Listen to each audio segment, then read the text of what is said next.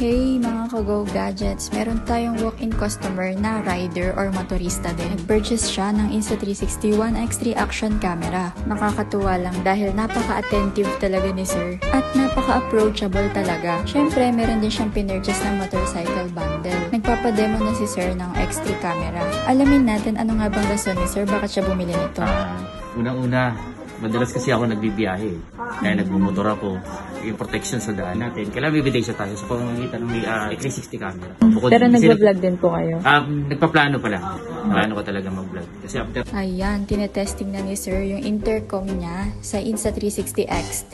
Solid na talaga for safety use and pang-vlog na rin. Then, chinek lang din ni sir yung motorcycle bundle. Inclusions.